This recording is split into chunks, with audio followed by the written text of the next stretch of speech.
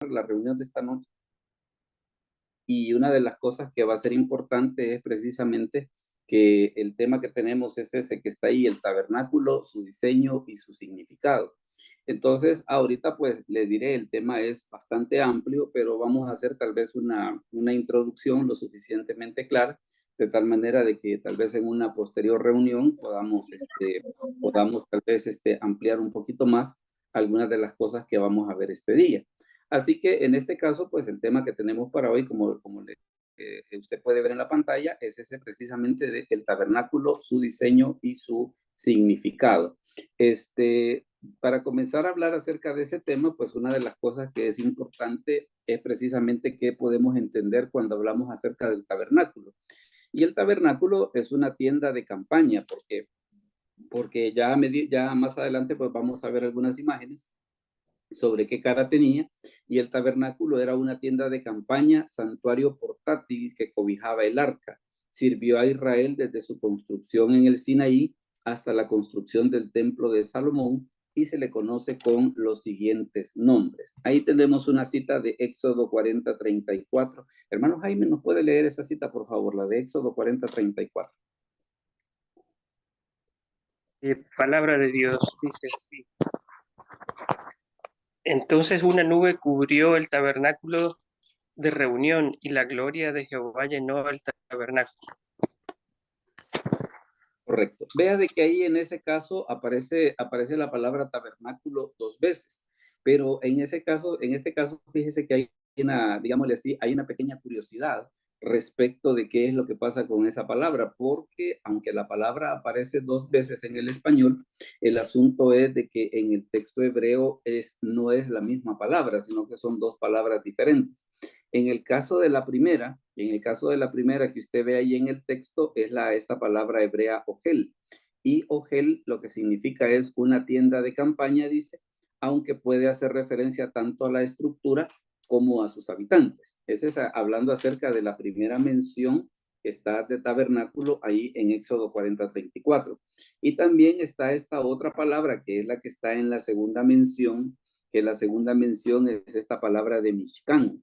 Y esa palabra de Mishkan lo que significa es cabaña, casa, cortina, habitación, morada, tabernáculo, tienda.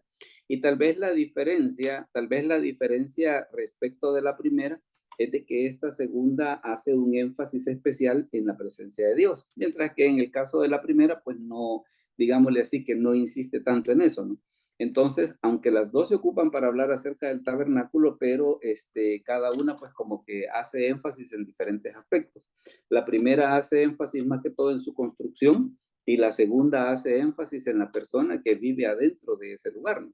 Pero ahí tenemos de que ese es precisamente uno de los nombres con los cuales se empezó a conocer el tabernáculo de Moisés. Y fue bien interesante precisamente porque una de las cosas que nosotros vamos a ver es de que no solamente iba a servir para que la presencia de Dios se manifestase, sino también para que en cualquier lugar donde ellos anduviesen durante la ruta del Éxodo, pues que hubiese una manifestación visible de la presencia de Dios. Luego fíjese que está esta otra situación que, bueno, teníamos de que están estos dos nombres, ¿verdad? Está el del tabernáculo de reunión y el tabernáculo que hemos visto de que son esas dos palabras que tenemos ahí. Pero fíjese que también la escritura tiene este nombre. Mire, hermano Francisco, ¿nos puede leer, por favor, Éxodo 38:21? Éxodo 38:21. Éxodo 38:21. Dice, ahorita, déjeme entrar a la Biblia aquí. O si también si lo quiere leer de la pantalla, también lo puede hacer de la pantalla. No hay ningún problema. Ok. Estas son las cuentas del tabernáculo del testimonio, las que se hicieron por orden de Moisés, por obra de los levitas, bajo la dirección de Itamar, hijo del sacerdote Aarón. Correcto. Vea de que en este caso, pues al tabernáculo se le da ese nombre de tabernáculo del testimonio. ¿Y por qué razón recibía ese nombre del tabernáculo del testimonio? Es como una referencia a que dentro del tabernáculo, cuando estaba armado, estaba el arca del pacto. Y una de las cosas que guardaba el arca, que eran las tablas de la ley. Entonces, en alguna medida, el tabernáculo venía a ser como una especie de testimonio de la presencia de Dios en medio de su pueblo.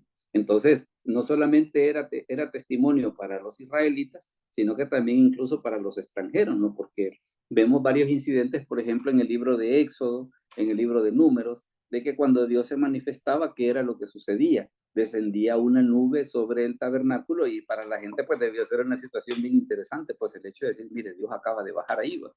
Entonces, por eso es de que recibe ese nombre de tabernáculo del testimonio. También fíjese que hay otra situación que es bien interesante, esto que menciona Éxodo 40 del 34 al 35.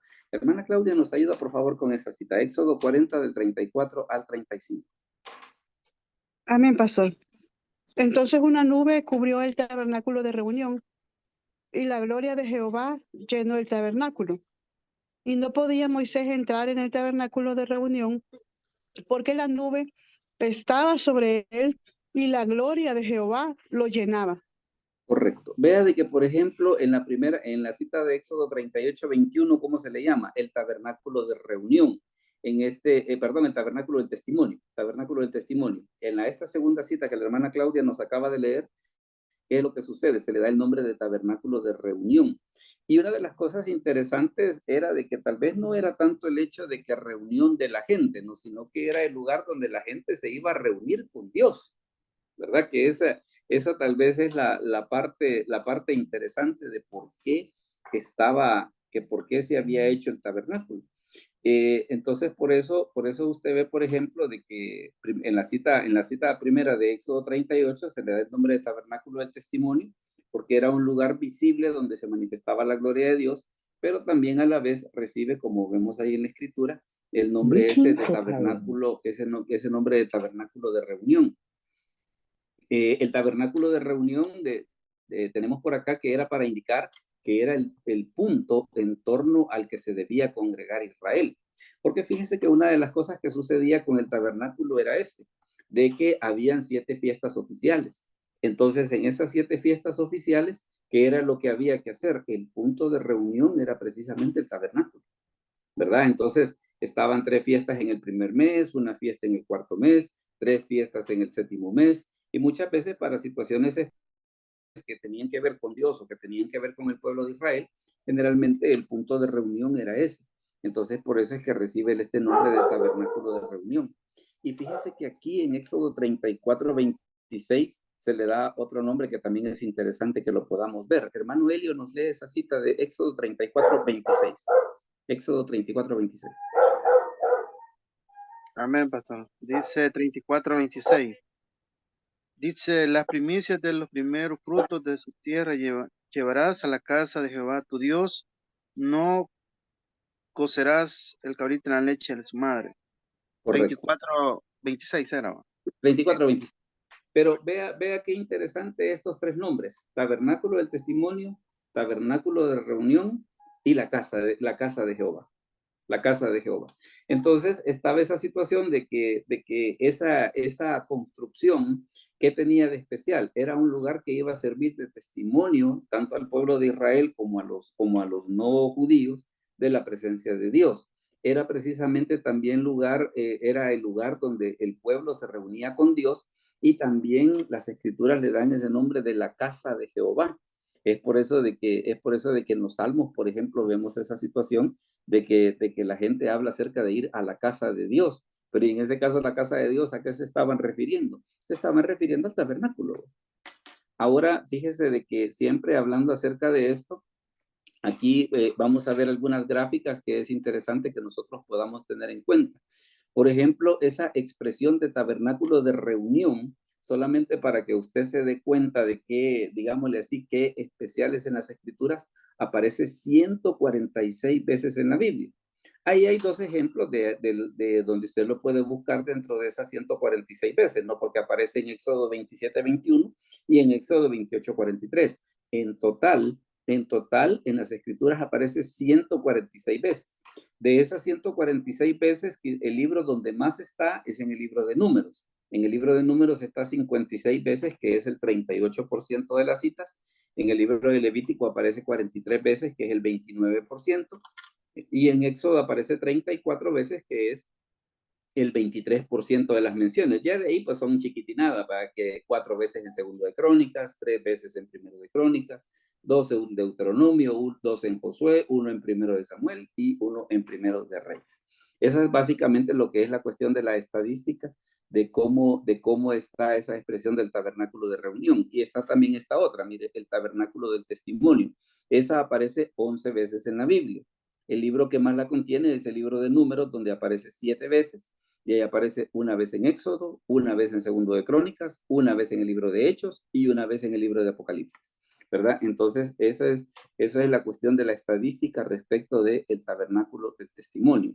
Y está esta otra, mire, la casa de Jehová. La casa de Jehová aparece 250 veces en la Biblia. De esas 250 veces en la Biblia, 77 están en Segundo de Crónicas, 45 en Segundo de Reyes, 34 en Jeremías, 23 en Primero de Reyes, y de ahí para abajo pues sigue la chiquitinada de todas las menciones que hay en las escrituras respecto de esas expresiones. Entonces, pues, a nosotros nos puede servir precisamente para darnos cuenta de lo importante que era precisamente, o tal vez no que era, sino que lo corrijamos, lo importante que es en las escrituras ese edificio, ¿no? Luego fíjese que, por ejemplo, hay otra situación que es bueno que nosotros podamos conocer. Es el hecho de dónde salió el dinero para su construcción. Si usted, por ejemplo, ve alguno que otro comentario que habla acerca del dinero, digámosle así, de que si, por ejemplo, si el tabernáculo existiese en este día, ¿cuánto valdría? Tal vez una de las cosas que usted puede tomar en cuenta cuando vea esas cifras es vea, por ejemplo, el año de escritura del libro, ¿verdad? El año de escritura del libro, el tipo de moneda en el que lo dice, y considerando de que si nosotros quisiésemos saber, digamos, cuánto costaría si en la actualidad alguien dijera, mire, hagamos una réplica del tabernáculo, así con todos los materiales idénticos y toda la cosa. Por lo menos una cosa quedaría claro, no sería barato. Eso sí se lo garantizo, no sería barato, porque a veces en algunas estimaciones que aparecen en algunos libros, el tabernáculo costó varios millones de dólares, varios millones, sin importar la moneda en la que lo haga. El tabernáculo fue una construcción, a pesar de que era desmontable, fue muy cara. Pero dejando de lado tal vez la cuestión esa de que qué tanto costó, fíjese que hay una cosa bien interesante, que las escrituras mencionan de que el dinero salió, dice, de toda persona de generoso corazón. Oscar, si nos podés leer esa cita, Éxodo 35:5, que es la parte amarilla en la pantalla. Éxodo 35:5. Tomad de entre vosotros ofrenda para Jehová, todo generoso de corazón la traerá Jehová. Oro, plata, bronce. Correcto. Vea de que una de las razones que precisamente de dónde logró salir ese dinero era precisamente de la generosidad de la gente, ¿verdad? Entonces, en ese aspecto es bien interesante de que no es tanto el hecho de decir, pues mire, costó varios millones, porque le digo, yo he oído estimaciones de que el tabernáculo con todos sus utensilios y con todas las cosas, hay estimaciones que la ponen arriba de los 100 millones de dólares o de los 100 millones de libras esterlinas, pero definitivamente barato no era, Pero el asunto es de que a pesar de que no era barato, ¿de dónde salió el dinero para su construcción? De la generosidad del corazón de la gente. Esa es una situación bien curiosa, ¿va? El hecho de poder decir, bueno, mire, ¿y cómo vamos a hacer para que la gente dé para esto? Mire, va a depender un poquito de la generosidad. Y fíjese de que en alguna medida como que nos puede ir despertando un poco la discusión, porque ya vamos a ver más adelante, de que cuando hablamos acerca del tabernáculo, pues inclusive modernamente no deja de constituir ciertos problemas, ¿verdad? Como por ejemplo el hecho de decir, mire, y si Dios está en todo lugar, ¿por qué tenemos que gastar tanto dinero en un lugar para donde nos vamos a reunir con Él? ¿Verdad? O la otra cosa que también ya la vamos a discutir, era de que si, por ejemplo, a la hechura del tabernáculo no era fomentar la idolatría, pero ya vamos a ir viendo cada uno de esos puntitos. Entonces, una de las cosas importantes tiene que ver con el hecho de que, ¿de dónde salió el dinero? Una de las cosas era la generosidad de la gente. Por eso es que el libro de Éxodo dice, todo generoso de corazón iba a traer esa ofrenda. Luego fíjese que también la otra cosa era de que la ofrenda era voluntaria. La ofrenda era voluntaria. Hermano Jaime, léanos por favor Éxodo 25:2. Solo es la parte que está en amarillo en la pantalla. Dice así la palabra de Dios. Di a los hijos de Israel que tomen para mi ofrenda de todo varón que le diere de su voluntad de corazón, tomaréis mi ofrenda. Palabra de Dios. Correcto.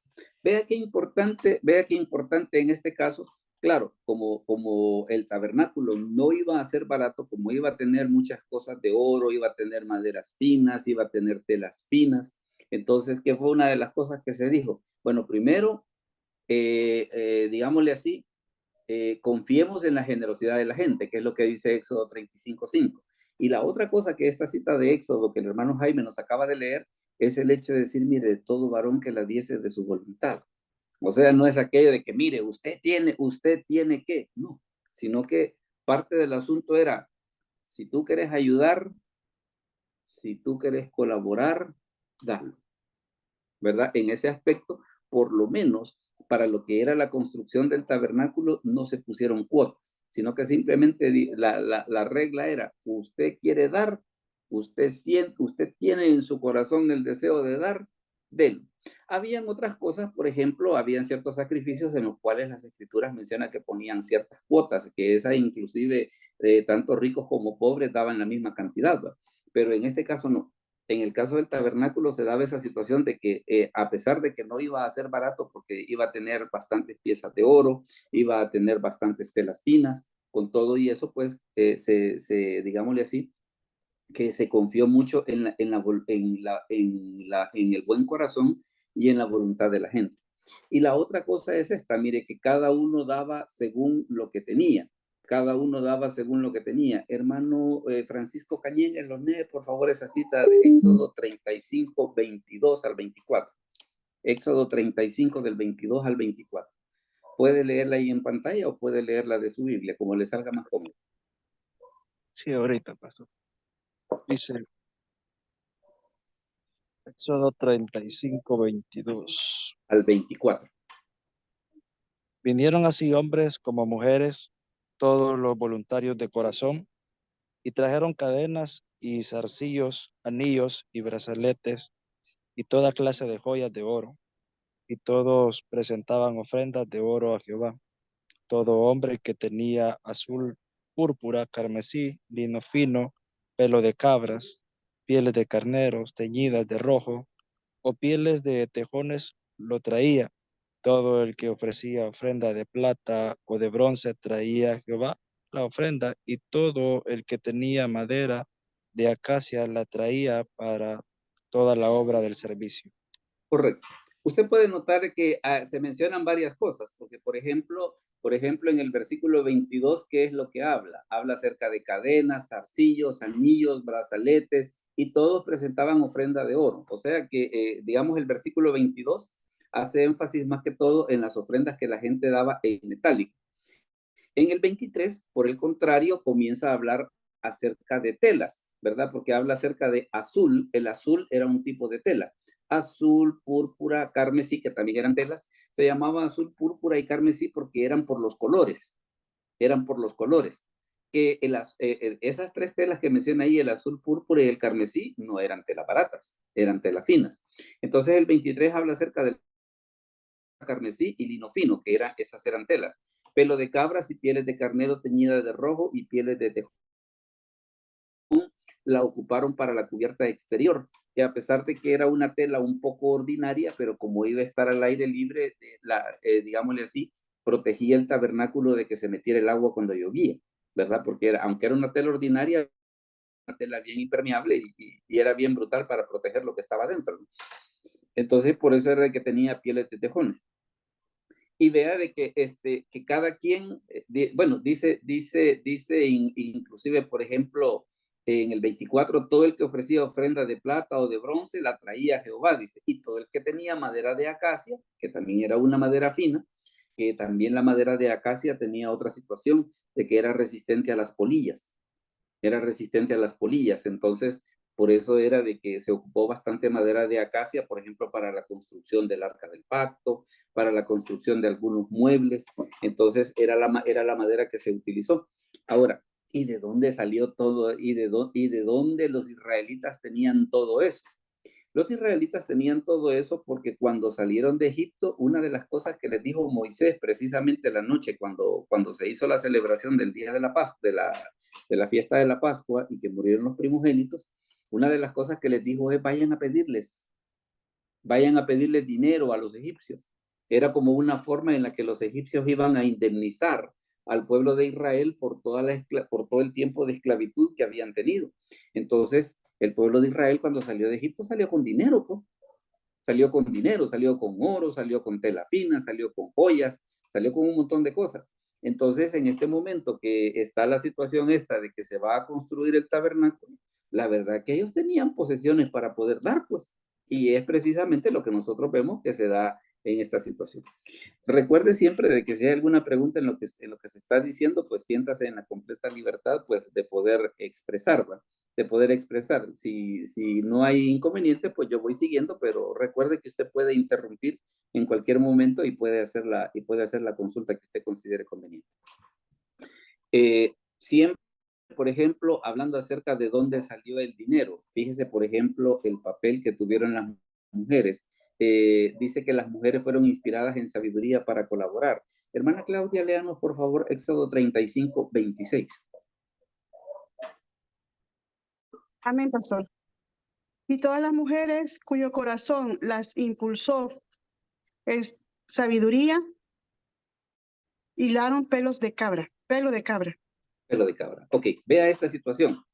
Habían personas que no tenían cosas para dar, pero ojo, habían personas que tenían talento. O sea, tenían la habilidad para poder hacer algo. Entonces es por eso que algunas mujeres, ¿qué fue lo que hicieron? Dijeron, mire, yo tal vez, o incluso hasta tal vez podían haber dado joyas, pues, pero pensemos en ambos escenarios. Ya sea que o que sí hubieran tenido joyas, o que sí hubieran tenido cosas para dar, o que no las hubiesen tenido, no importaba.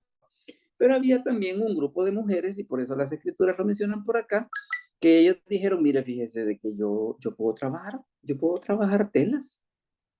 Nosotros podemos hilar aquí, nosotros sabemos hacer eso. Entonces, ¿qué fue lo que ellos hicieron? No solamente, ya sea o que tuvieran el dinero para dar o que no tuvieran el dinero para dar, una de las cosas que ellos hicieron fue dar su talento. Ellas, perdón, en el caso de las mujeres que fueron las que tenían la habilidad para poder trabajar ese tipo de hilos, ¿no? Y otra cosa que es bien importante, que aún los príncipes colaboraron. Oscar, léenos esa cita, por favor, de Éxodo 35, 27 y 28. Éxodo 35, 27 y 28. Los príncipes trajeron piedras de ónice y las piedras de los engastes para el efod y el pectoral, y las especias aromáticas y el aceite para el alumbrado, y para el aceite de la unción, y para el incienso aromático. Correcto. Entonces vea de que en este caso que fue una de las cosas que se dio, que prácticamente todo mundo colaboró. Y en este caso, pues, menciona que las mujeres colaboraron con sus talentos, hubieron personas que dieron, digámosle así, que dieron materiales, y también los príncipes, en este caso, ellos también trajeron sus, ¿cómo se llama? También ellos colaboraron, pues. No fue que decir, ay, mire, ¿para qué vamos a gastar en eso? ¿No? Sino que ellos también tuvieron a bien el poder colaborar en la construcción del tabernáculo.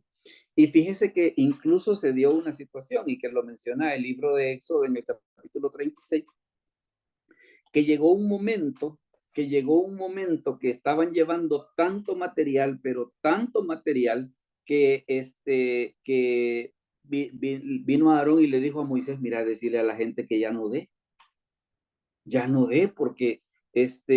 porque nos han dado tanto, de que ya prácticamente ya tenemos todo lo necesario para poder construir esto. Entonces, cuando se dio esa situación, entonces, ¿qué fue lo que hicieron a la gente? Mire, ya no ve, ya tenemos el dinero, ya tenemos los materiales que necesitamos, ya tenemos el talento que necesitamos, ya tenemos todo eso. Así que en ese aspecto llegó un momento en el que dijeron, mire, ya no es necesario, ya no ve. Entonces, vea cómo se da esa situación de que precisamente la construcción Se dio en parte porque la gente daba generosamente, la gente daba voluntariamente, todo el mundo se involucró en la tarea, habían quienes lo hacían con sus talentos. ¿No le suena a usted que como que debería ser la forma en la que las iglesias deberíamos de trabajar? En el sentido de que cada quien apoya con lo que puede, que lo haga voluntariamente, que lo haga generosamente, y que todas las personas, sin importar que sean profesionales o personas humildes, todos deberíamos de colaborar en la obra de Dios. Si usted se fija bien, en cierta manera como que nos está, digámosle así, como que nos está dando las bases sobre cómo es que las cosas deberían de funcionar en las iglesias, ¿verdad? Que la gente no se sienta con aquello de que, ay, hoy fíjese que el pastor me dijo que les colaborar el domingo y el domingo no puedo, ¿va? Entonces, ay, mire, ya cuando la gente se empieza a poner así como las ligosas cuando se le cae salva, ya es un poco complicada la cosa, ¿va? Entonces, por eso es bien importante que cómo fue que se hizo la construcción de todo eso, que hubo la generosidad, hubo buena voluntad, la gente daba lo que tenía, y cuando llegó el momento que ya tenían todo lo necesario, ¿qué fue lo que se les dijo? O sea, ellos también no pecaron de abusivos, ¿va?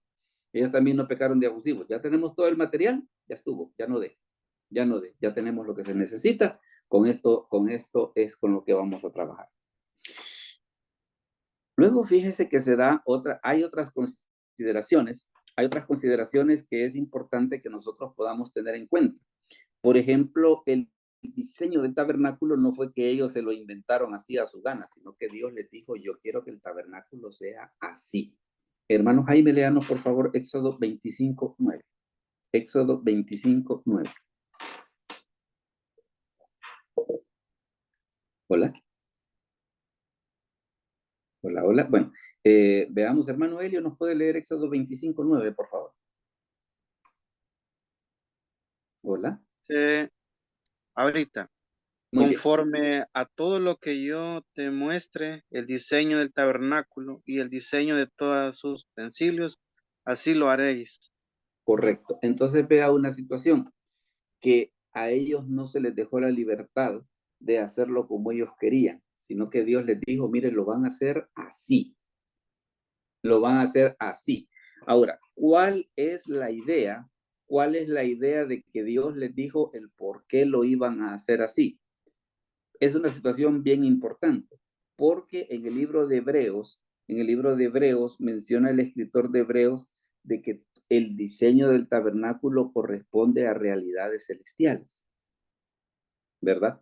Entonces, ¿qué era lo que sucedía? Como el tabernáculo correspondía a realidades celestiales, entonces a ellos no se les dejó la libertad de que ellos lo hiciesen como ellos quisiesen, sino que se les dijeron, mire, así lo van a hacer, de este tamaño lo van a hacer, y con estos materiales lo van a hacer. O sea, de que en ese aspecto a ellos no se les dio carta blanca, ¿va? El hecho de poder decir, no, mire, hágalo como ustedes quieran. No, lo van a hacer de este tamaño, lo van a hacer con estos materiales, todo lo que se haga se va a hacer de esta manera. Entonces, todo eso fue especificado. Ya más adelante vamos a ver cuando ya veamos los diagramas, por qué razón el escritor de Hebreos habla acerca de que el tabernáculo corresponde a realidades espirituales. Pero antes de que lleguemos a eso, por eso es de que las escrituras dicen, mire, conforme a todo lo que yo te muestre, el diseño del tabernáculo y el diseño de todos sus utensilios, así lo haréis. Tan es así de que cuando usted lee en el libro de Éxodo, hay unos capítulos donde se menciona cómo iban a ser los utensilios y otros capítulos donde dice, mire, lo que nos dijeron allá, nosotros lo hicimos así. Y es bien interesante que aparentemente suena como que es una repetición, ¿verdad? Pero era una manera de ver, miren, las instrucciones que nos dieron, nosotros las hemos seguido y el resultado es este. Luego también fíjese que hablando acerca de precios, mire por ejemplo lo que sucede acá. Hermano Hernán, léanos por favor Éxodo 38:24. Éxodo 38:24, solo lo que es la parte que está en amarillo.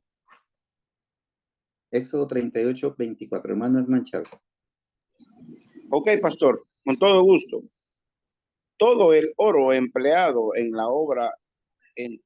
toda la obra del santuario, el cual fue oro de la ofrenda, fue 29 talentos y 730 ciclos, según el ciclo del santuario. Correcto. Fíjese. Equivale a, ahí sí no sé. Por eso le mencioné que solo era la parte en amarillo, por eso es lo que le quiero explicar. Lo que Ok, sucede, gracias.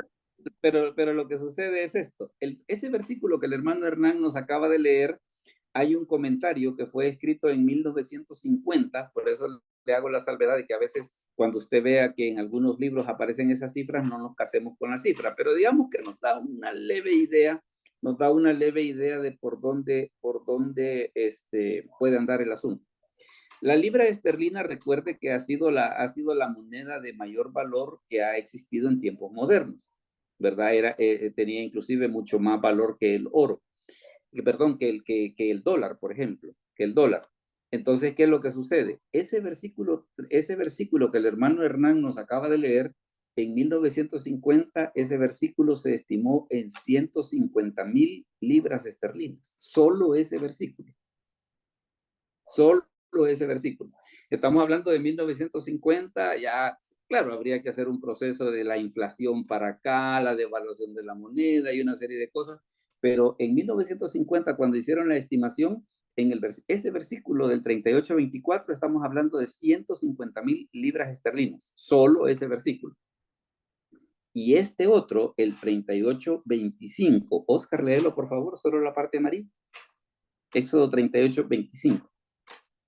Y la plata de los empadronados de la congregación fue 100 talentos y 1,775 ciclos, según el ciclo del santuario.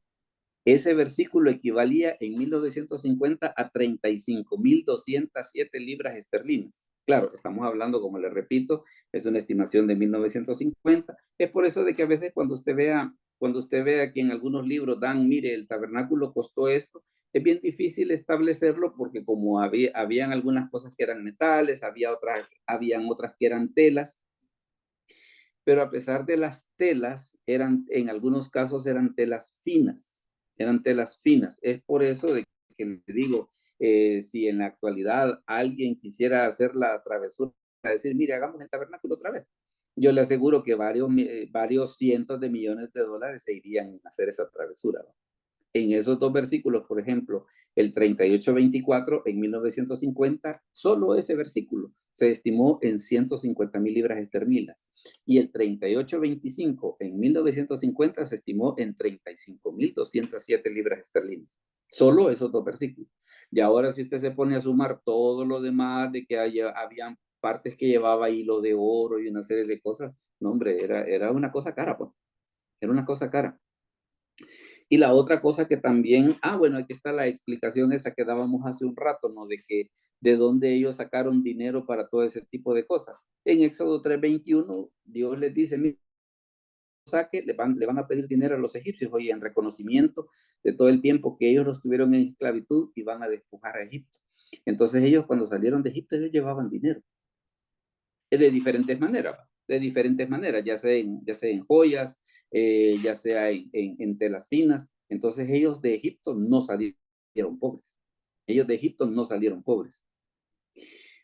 Esta imagen que usted ve allí era precisamente cuando déjeme comentarle unas 2 o 3 cositas de esa imagen. Si usted ve, la voy a ampliar un poquito para que tal vez la puedan ver un poco mejor. Usted ve que en la parte de en medio está el tabernáculo. Alrededor, por ejemplo, donde está la N, se colocaban las que era la parte norte, se colocaba Aser, Dan y Neftalí. En la parte que dice O, que era el oeste, se colocaba Benjamín, Efraín y Manasés. En la parte S, donde está el sur, se colocaba Gad, Rubén y Simeón. En la parte E, que era el este, se colocaba Isaacar, Judá y Zabulón. Siempre cuando el pueblo marchaba, se daba la curiosidad de que el tabernáculo iba en medio, desarmado, pero iba en medio. Y las tribus se colocaban así como usted ve en el diagrama. La otra cosa interesante es de que la posición de marcha, porque usted ve ese círculo ahí, ¿Y cuál era la parte de adelante? La parte de adelante es la parte E, donde está Judá. Entonces, ¿qué era lo que sucedía? Usted ve, digamos, claro, ahí está redondo, ¿va? Como que dijera, mire, y si fuera ese platillo volador, ¿y cuál es la parte de adelante? La parte de adelante es donde estaba Judá. Entonces, ¿qué era lo que sucedía? Prácticamente las tribus se movían colocados en esa posición y para avanzar, como Judá era la parte de adelante, era como que se movieran de izquierda a derecha en la pantalla. Tan es así de que mire, por ejemplo, esta cita que tenemos por acá. Hermano Jaime, nos hace el favor, no sé si hermano Jaime Rivas, si nos lee, por favor, Éxodo 33:7, que es la cita que está en amarillo. Éxodo 33:7. Palabra de Dios, dice así. Y Moisés tomó el tabernáculo y lo levantó lejos, fuera del campamento, y lo llamó el tabernáculo de reunión. Y cualquiera que buscaba a Jehová salía al tabernáculo de reunión que estaba fuera del campamento. Palabra de Dios. Correcto. ¿Por qué se da ese incidente de que el tabernáculo estaba fuera en Éxodo 33:7? Porque en el 32 fue cuando hicieron el becerro. Entonces, ¿qué es lo que sucede? Cuando hicieron el becerro, una de las cosas que Dios dijo, mire, el tabernáculo, que es donde va a estar la presencia de Dios, ese debe de ir al centro. Pero ahorita que ustedes han hecho el becerro de oro, lo que vamos a hacer es que lo vamos a sacar del centro, donde normalmente debe de estar, y lo vamos a poner a un lado. Pero ¿qué fue lo que sucedió? Más adelante, por ejemplo, en número 2:17, que es una cita que usted ve ahí en su pantalla, en número 2:17, cuando ellos comenzaron a marchar otra vez, ¿qué fue lo que hicieron? Regresaron el tabernáculo al centro y el pueblo comenzó a marchar. Entonces, parte de la lógica de todo esto era de que cuál era el lugar que Dios iba a ocupar en la vida del pueblo de Israel, el centro del pueblo. Y alrededor se ponían las tribus en ese orden que usted ve en la pantalla. Y la otra cosa que también usted ve en el círculo que está más adentro es esto, miren. La otra cosa que usted ve en el círculo que está más adentro es el hecho de que era la posición en la que estaban los levitas. Que vaya, por ejemplo, ¿qué es lo que sucede? En la parte norte ponían a la tribu, a la parte, permítame,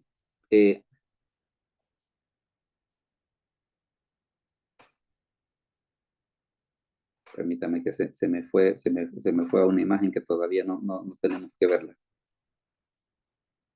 Ahí está.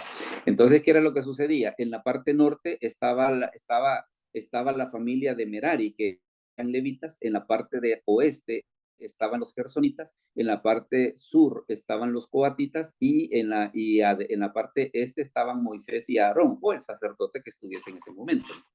Entonces, ¿qué era lo que sucedía? Una de las cosas importantes de todo esto, el tabernáculo estaba al centro para explicar esa situación de que Dios debía ser el centro del pueblo de Israel. Ahora, claro, yo le voy a decir una cosa. Cuando nosotros leemos ese tipo de pasajes en el libro de Levítico, en el libro de Números, a veces no dejan de sonarnos como un poco aburridos, ¿no? En el sentido de decir de que, mire, y la tribu de Dan, y la tribu de Aser, y la tribu de Neftalí van a estar allá, va. Claro, si solo es la muy lectura, queda como que de poder decir, mire, ¿y eso para qué sirve? Pues, ¿y eso para qué sirve? No, pero allá al verlo de esta manera, que es una de las cosas que sucedía, era una forma en la que Dios les demostraba el hecho de poder decir, mire, ¿y cuál es el lugar que Dios debe de ocupar en la vida de su pueblo? El lugar que Dios debe de ocupar en la vida de su pueblo es el centro de su vida, pues. El centro de su vida. Entonces, por eso es de que el tabernáculo, cuando ellos marchaban, se colocaba al centro, así como usted lo ve en la imagen.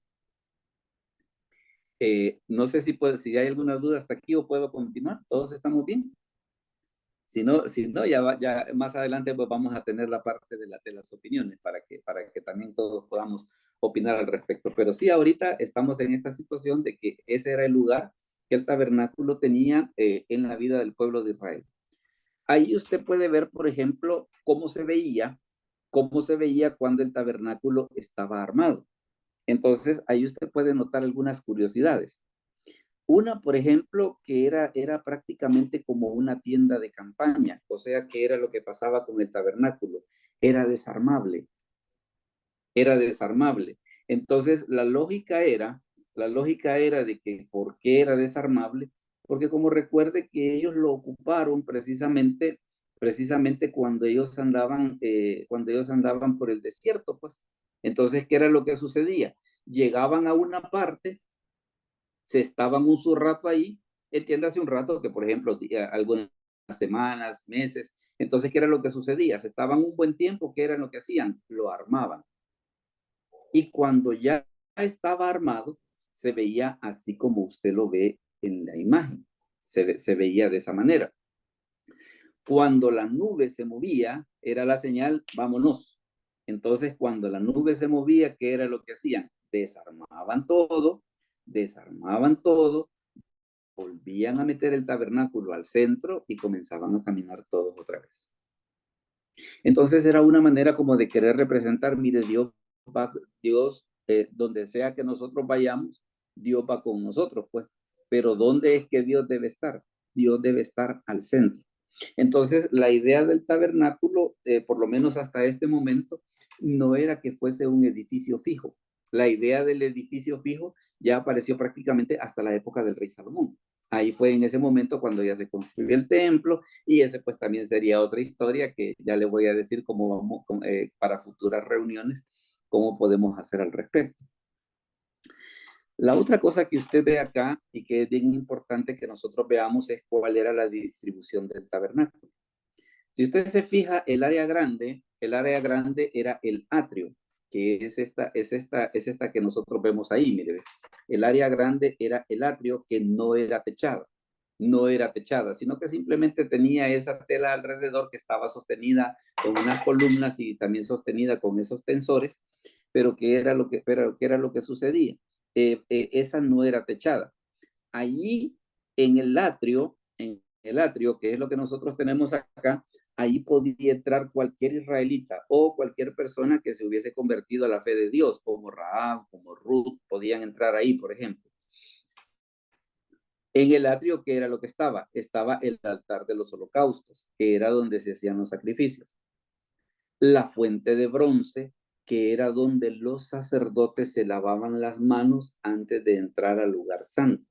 Y una de las cosas curiosas que tiene la fuente de bronce, que es el único mueble de todo el tabernáculo del cual no se dan sus medidas.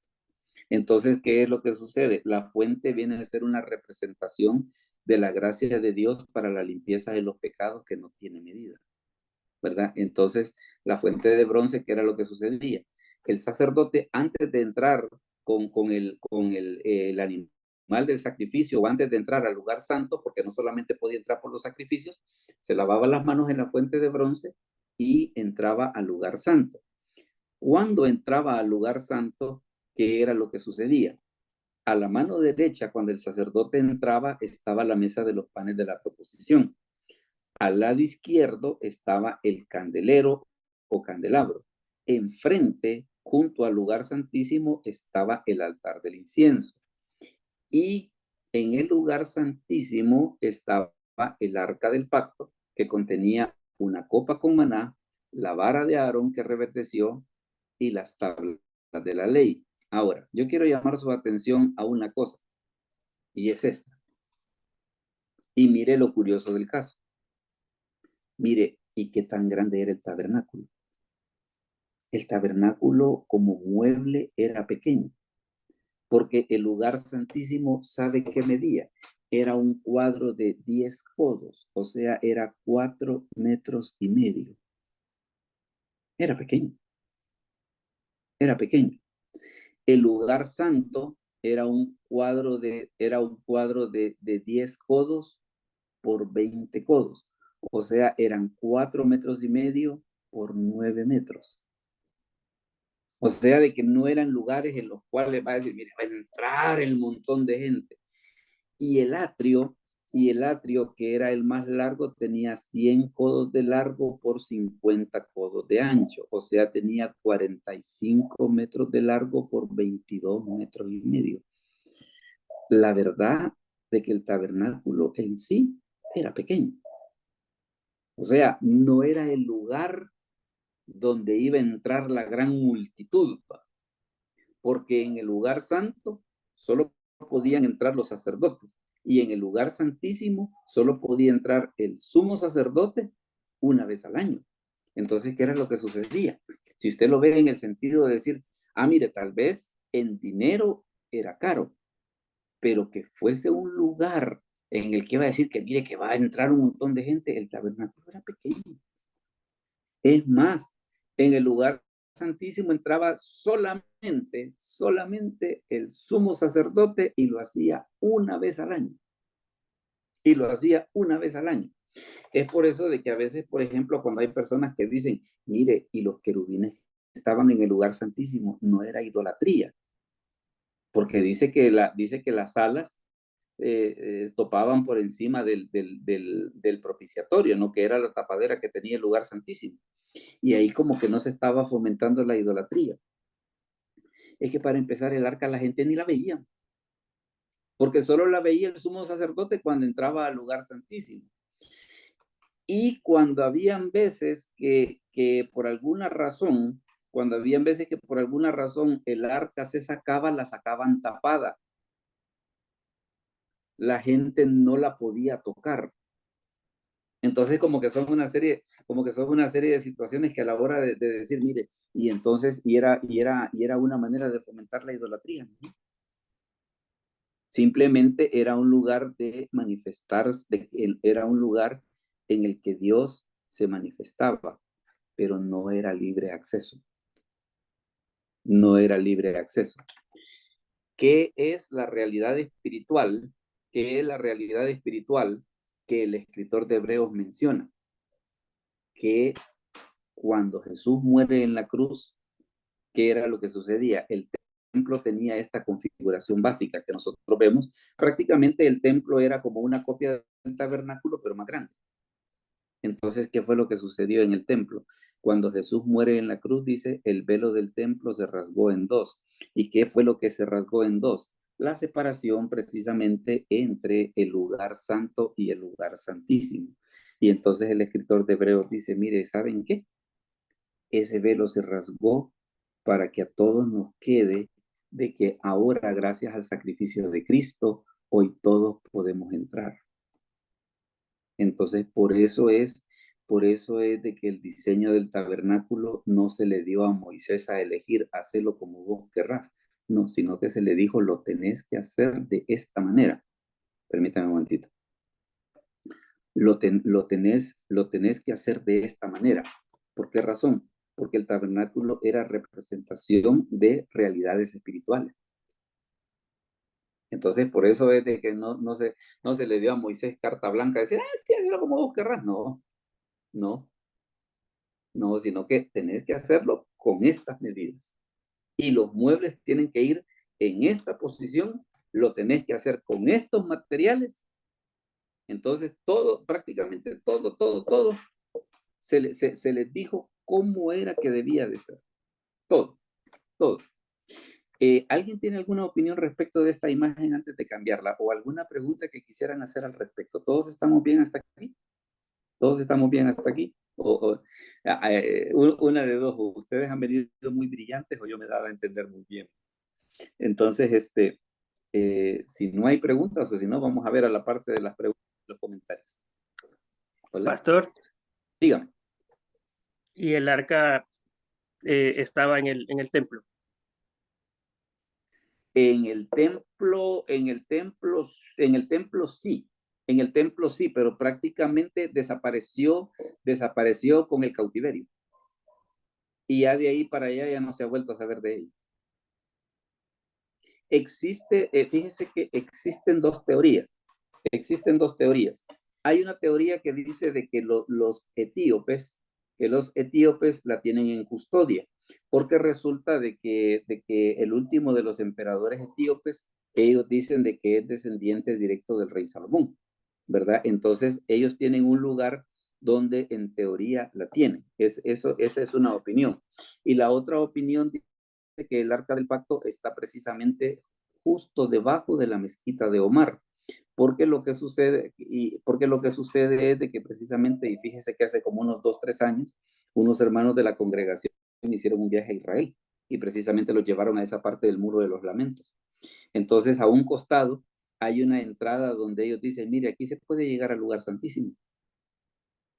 Entonces, prácticamente, si ellos quisieran restituir todo esto, no tienen por qué botar la mezquita de Omar para hacerlo, sino que lo que podrían hacer perfectamente es entrar por debajo. No tendrían que hacer mayor cosa. Y fíjese que hay otra situación respecto de esa situación de que por qué está la mezquita de Omar ahí. Hay una situación que déjeme darle mi opinión al respecto. Para mí, que la mejor protección que tienen los israelitas son los mismos árabes. Porque como está la mezquita de Omar allí, no van a ser tan tontos que van a tirar, por ejemplo, una bomba de destrucción masiva, como una bomba atómica, por ejemplo. ¿Por qué razón? Porque destruirían su propia mezquita. Entonces, si ellos quieren volver a tomar Jerusalén, ¿qué tendrían que hacer? Tendrían que meterse con armamento pequeño que no dañe su mezquita. Entonces, para mí, que si hay alguien que en este momento está protegiendo a Jerusalén, son los mismos árabes. ¿Por qué razón? Porque ahí en esa explanada hay 2 mezquitas. Y debajo, los israelitas dicen que está la entrada al lugar santísimo. O sea, ¿qué más protección quieren? Pues? ¿Qué más protección quieren? Entonces, esas son las dos teorías sobre dónde podría estar el arca. Ninguna pues tiene un fundamento cierto como para poder decir de que esté ahí. Simplemente solo son opiniones, así un poco de leyendas urbanas, pero nada comprobado de una manera fehaciente. Pero sí están esas dos situaciones. La de Etiopía, por ejemplo, no dejan que nadie la vea. No dejan que nadie la vea, aunque al parecer como que se le enseñaron a la reina de Inglaterra, se le enseñaron a la reina de Holanda y a más de alguien así como que se la han enseñado. Pero esa es una teoría que no tiene mayor fundamento. No tiene mayor fundamento. Pastor, ¿Dígame? debemos entender entonces que el segundo templo tampoco, ya no estaba el arca ahí. No, ni el que hizo Esdras, ni el que hizo Herodes, ninguno de los dos la tenía. Simplemente estaba el lugar santísimo, pero ese mueble no estaba. Ese mueble no estaba, sino que solamente estuvo hasta el templo que construyó Salomón. Hasta ahí todavía estuvo. Ya de ahí prácticamente, de ahí para allá, se perdió. Se perdió. ¿Que dónde quedó? Que si la destruyeron, que se la guardaron, que le hicieron. Ya de ahí prácticamente ya es meramente entrar al campo de la especulación. Pero sí, ya el que hizo Esdras y el templo que estaba en la época de Jesús, ninguno de los dos tenía arca. Solamente estaba el lugar santísimo, pero no había arca adentro. Esos templos eran diferentes, pastor. ¿Cómo? Esos templos, el de Esdras y el de los hijos de Jesús, eran diferentes. Eran diferentes, porque por ejemplo el de Esdras, comparado con el templo de Salomón, era un templo pero tan sencillo que menciona el libro de Esdras que los ancianos se pusieron a llorar. Se pusieron a llorar porque dijeron, ay, pobrecito, mire el templo que teníamos antes y mire la casita que tenemos ahora. Pero que es una de las cosas que se les reveló a través de los profetas. ¿Saben? Les dijo Dios, ¿saben qué es lo que sucede? Dijo, ese templo que ustedes están despreciando, mi presencia está allí. Y aquel que están extrañando, que decían que qué bonito era, mi presencia no estaba allí. Mi presencia no estaba ahí. Entonces ahí se dio esa situación de que el de Esdras era uno bastante sencillo. El de Herodes ese sí era un poco hermosote, pero el de Herodes pasó una situación de que usted ve en los evangelios que le dicen al Señor, este templo se hizo en 46 años, pero en 46 años en la época de Herodes habían hecho el lugar santísimo y el lugar santo. Lo que era la parte del atrio y todo lo demás, hasta la época del Señor estaba a medio hacer todavía. Estaba a medio hacer. Y todavía llegó la destrucción en el año 70, cuando se cumplió lo que Jesús dice en Mateo 24, de que no quedara piedra sobre piedra, que no sea derribada, y hasta ese momento toda esa parte del atrio todavía no estaba terminada. Todavía no estaba terminada. Pero ¿Bien? basado en esto, ya habrían sido construidos 3 templos. Sí, sí. Sería el de Salomón, el de Esdras y el de Herodes. Esos tres. Esos tres. Si acaso, entonces, lo que pasa es que yo sé que hay unas profecías que hablan del tercer templo, la construcción del tercer templo, eso en el marco de los tiempos finales.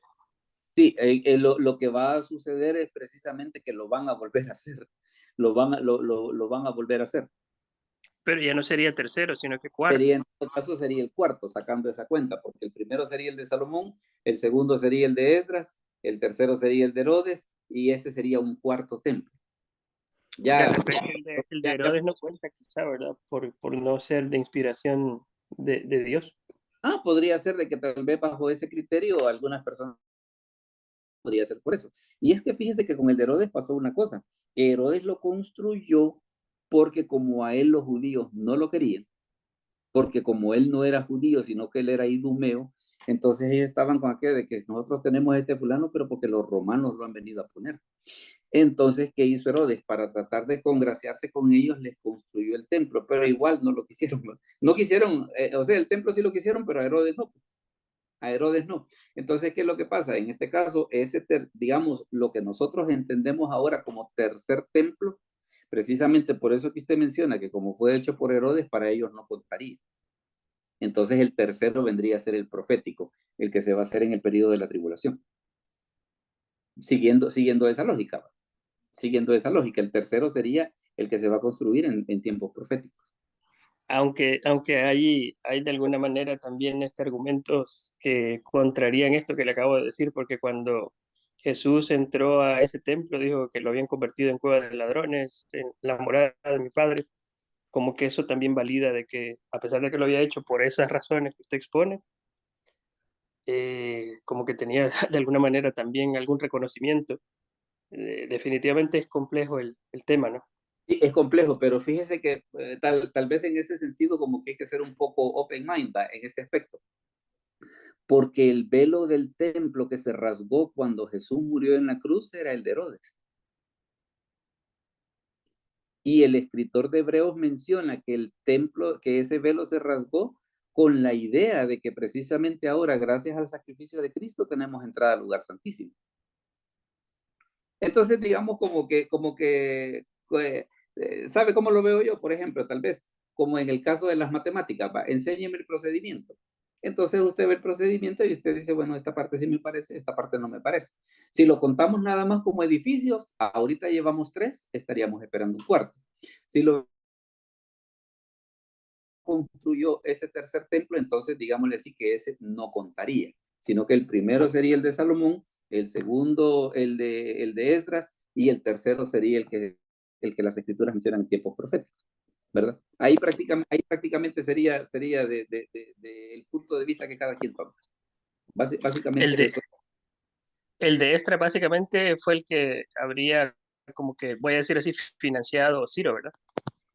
Sí, cuando él dio libertad de que todos aquellos que tenían su Dios, que podían adorarlo o como ellos quisieran, siempre y cuando no molestasen a los demás, ¿verdad? Bajo ese argumento dijo, ustedes pueden adorar a quien quieran, solamente que no anden haciendo guerras santas, no anden haciendo locuras así, y adoren a quien ustedes quieran. Entonces, en ese aspecto, Ciro fue un poco visionario también, y en parte por eso es de que Isaías llama a Ciro mi siervo, ¿verdad? Porque en alguna medida un inconverso vino a cumplir esa parte de la profecía de que ellos iban a tener libertad para poder volver a adorar a Dios como se debía, ¿verdad? Entonces, ese es parte del asunto. Luego déjenme ver, sí. Fíjese que este versículo, y tal vez para que dejemos un poco encendida la polémica, mire lo que dice Apocalipsis 21:3, dice, y oí una gran voz del cielo que decía, he aquí el tabernáculo de Dios con los hombres, y él morará con ellos, y ellos serán su pueblo, y Dios mismo estará con ellos como su Dios. O sea, de que en los nuevos cielos y en la nueva tierra, el propósito del tabernáculo, que era que fuese el lugar donde Dios se encontrase con el hombre, esa figura se va a repetir en los nuevos cielos y en la nueva tierra, ¿verdad? Así que ya ese ya no sería ni el tercero, ni el cuarto, ni el que usted quiera, sino que ese sería el definitivo, ¿verdad? ese sería el definitivo. Entonces, esa es una situación que tenemos ahí en el libro de Apocalipsis. Vamos a dar 1 o 2 minutitos para, antes de decir cuál va a ser el tema de la próxima semana, para que si usted tiene alguna pregunta o algún comentario, pues esta es la oportunidad para que usted lo pueda hacer. Así que si alguien tiene alguna pregunta o algún comentario, pues ahorita la mesa está servida y usted tiene la palabra. ¿Alguien tiene alguna pregunta o algún comentario? Amén, pastor. Dígame. Gracias por la clase, ¿verdad? Yo realmente no me había conectado porque estoy en eso de la capellanía ahorita. Sí. Pero me parece interesante, ¿verdad? La clase que hemos escuchado este día. Y bueno, uno está aprendiendo cosas nuevas, ¿verdad? Siempre va a aprender algo nuevo. Y me parece bien el tema que puso este día, ¿verdad? El video va a estar subido posteriormente, si no ahora, tal vez entre mañana y el viernes, porque ahí jugamos un poco con la disponibilidad de nuestro operador de BTR, que es el que lo sube, ¿va? Pero sí, Bueno, va a estar disponible. gracias. Va a estar disponible para que usted pueda escuchar la exposición completa, y también recuerde que el video se puede compartir libremente, no estamos cobrando por esto, así que usted lo puede compartir con quien usted guste, o también puede tomar las ideas y enseñarlas a usted. Eso también puede hacerlo. Hermana Claudia, dígame. Sí, Hola. pastor, en Ezequiel 8 al 10, dice el profeta Ezequiel que el Señor lo llevó al templo, y Sí. él vio cuando la presencia de Jehová se fue del templo antes de que llegaran Nabucodonosor a invadirlos. Entonces, no sé, yo creo que si la presencia del Señor se fue, se llevó quizás se llevó El arca del pacto. el arca del pacto. Podría ser. Pero es que fíjese que le diré, la idea, su planteamiento, la verdad que suena muy atractivo.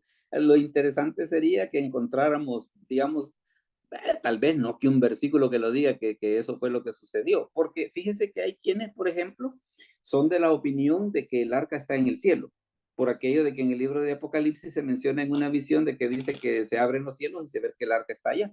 Entonces es por eso de que hay quienes piensan de que el arca está allá.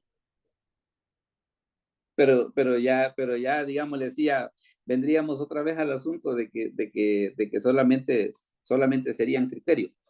Aunque fíjense que si digámosle así, si quisiéramos profundizar un poco en el tema, yo diría de que quizás, si ese fuera el caso, de que el arca no está aquí, quizás sería lo mejor, fíjese. Y le voy a decir por qué. Porque usted ve el caso, por ejemplo, de que Dios enterró a Moisés. Porque no me imagino qué hubiera sucedido si la gente supiera dónde estaba enterrado Moisés. Seguramente. Sí, y me parece todas las teorías que hay sobre el Santo Grial y todas las búsquedas que hay, porque lo que se ve de las expediciones de Indiana Jones buscando el Santo Grial es real. O sea, hay arqueólogos que se dedican a buscar la copa de Cristo, y hay un montón de teorías locas sobre eso, ¿verdad?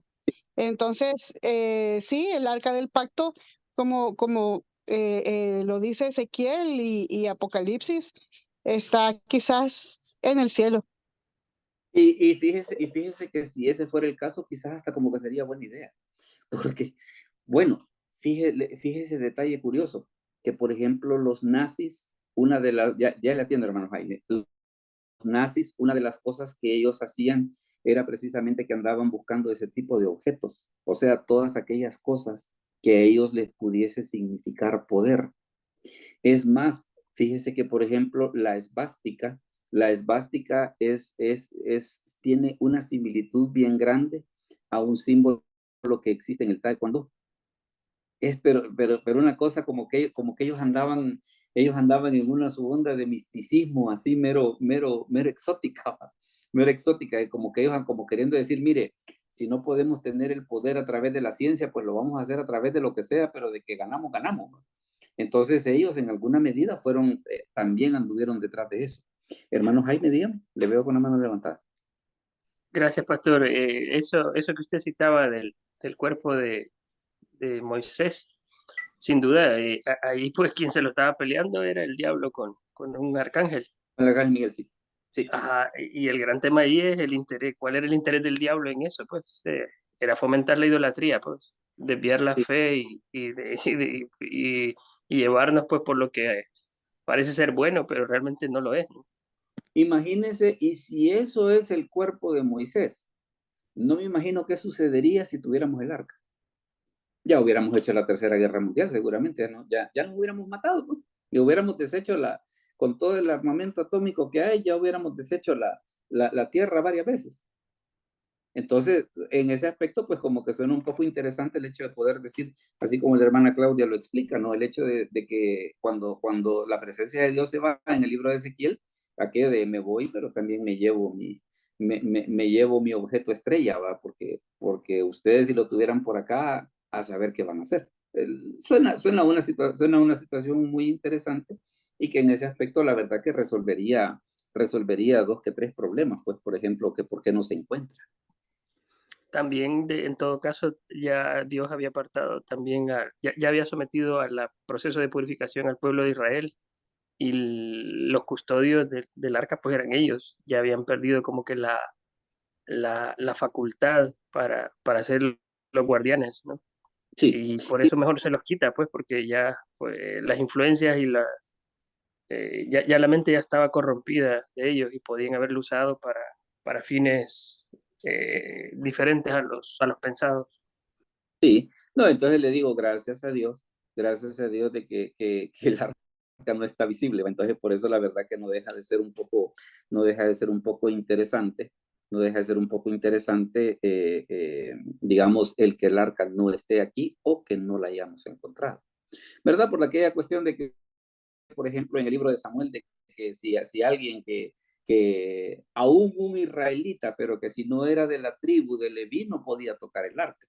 Entonces, si el arca estuviera por aquí, seguramente que nadie podría tocarla, ¿verdad? Entonces, suena una idea un poco atractiva de que es posible que esté allá, ¿va? Y quizás, conociendo cómo es la humanidad, como que sería lo mejor, como que sería lo mejor. Bueno, entonces espero que les haya sido de bendición esta degustación que hemos tenido acerca del tabernáculo. Prometo pues en futuras reuniones pues poder meternos a temas un poco más específicos siempre acerca de esto, porque esto es largo, hay libros enteros dedicados a esto.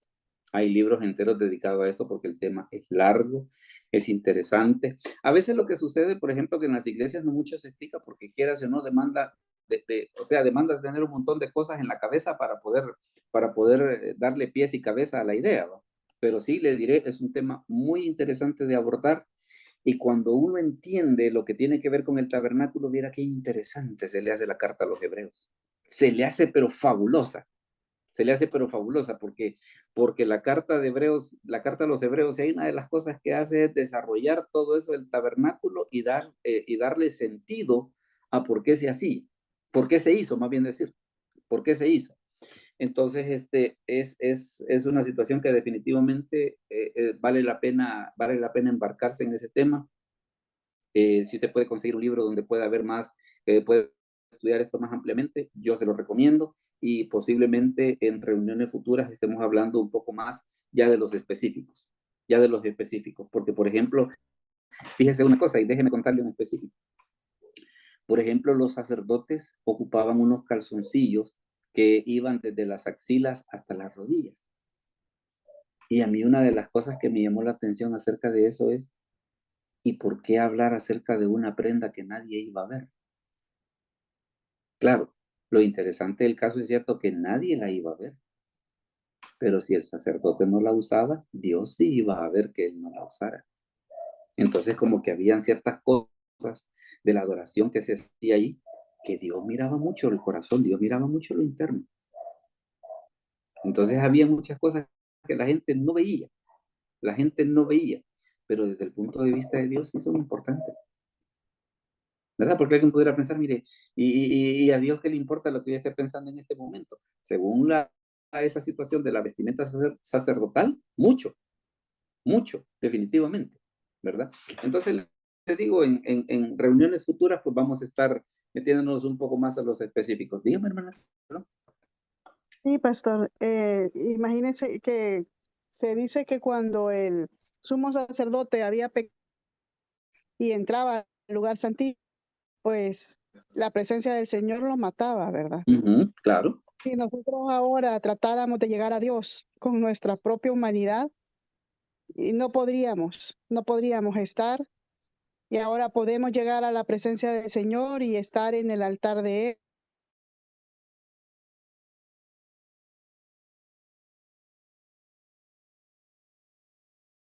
Como sacerdote, ¿verdad?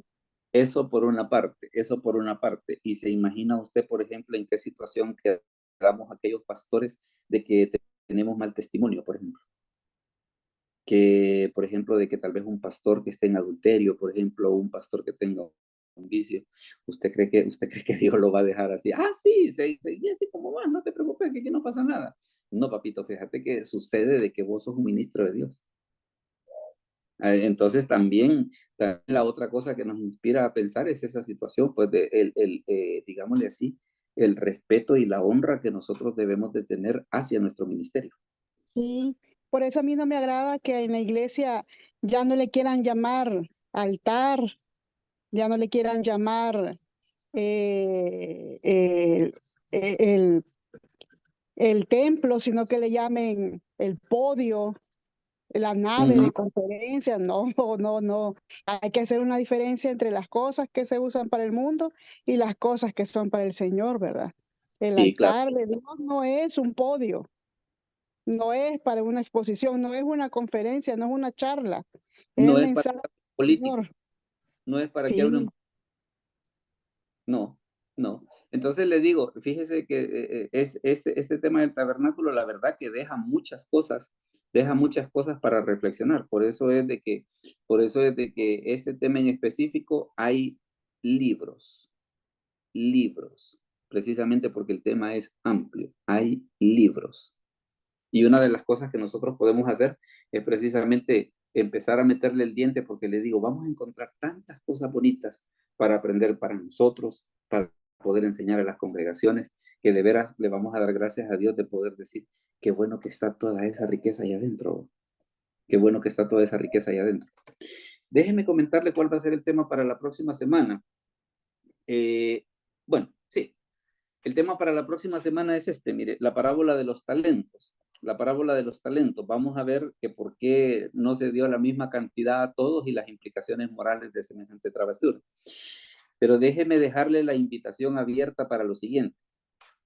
Este va a ser el tema de la próxima semana. Pero, oiga bien, si usted, por ejemplo, tiene algún tema que a usted le gustaría que en un futuro se trate, mándeme la sugerencia en el chat en los que están, porque algunos están en los chats de griego, otros están en los de hermenéutica, así están en diferentes chats. Mándemelo en el chat en el que está, yo lo voy a preparar y lo voy a agendar, ¿verdad? Así que le dejo la invitación abierta en ese sentido. El tema del próximo miércoles va a ser la parábola de los talentos, pero para futuras reuniones, si usted quiere que se trate algún tema en particular, sugiéralo en el chat, yo lo preparo y lo agendo, ¿verdad? Así que ahí en ese aspecto, pues queda abierta la situación, queda abierta la invitación para que si hay algún tema así que a usted le gustaría que se trate, hágame la sugerencia y lo vamos a preparar y a agendar para futuras reuniones, ¿verdad? Ah, bueno, mire, ya pusieron uno Jesús y el gobierno humano. Ok, vamos a meterle un poco el diente y vamos a ver cómo lo podemos agendar. Y si usted tiene alguno que más adelante quiera que lo podamos agendar, aquí lo preparamos, no se preocupe. Ya tenemos la sugerencia de nuestra hermana Claudia y así si usted tiene alguno más, puede ponerlo perfectamente. Bueno, vamos a terminar entonces. Hermano Hernán, si nos dirige en oración, por favor, para poder terminar. Hola, ahí el perrito es el que nos está diciendo adiós. Bueno, o hermano Helio, ¿será que usted nos ayuda, nos dirige la oración final para poder terminar? Amén, pastor. Bien. Oramos. Padre Celestial, gracias le damos esta noche, Señor, por habernos permitido un día más, habernos reunido, Señor, a través de estos medios, de esta plataforma. Bendice al pastor, Señor, su familia, el ministerio, bendice a cada uno de los participantes. Tú conoces cada petición, conoces cada corazón y que sea su Espíritu Santo ministrando, sanando, intercediendo por cada uno de nosotros. Te pedimos que nos dé un sueño saludable, que nos dé paz, que provea, Señor, para aquella familia que está orando por ese empleo, por esa provisión, por ese alimento. Lo pedimos en el nombre de Jesús. Amén y amén. Amén. Bueno, muchas Amén. gracias por habernos. Bendiciones, pastor, Muchas a gracias y todos. les damos Gracias, pastor, por su dedicación. bueno.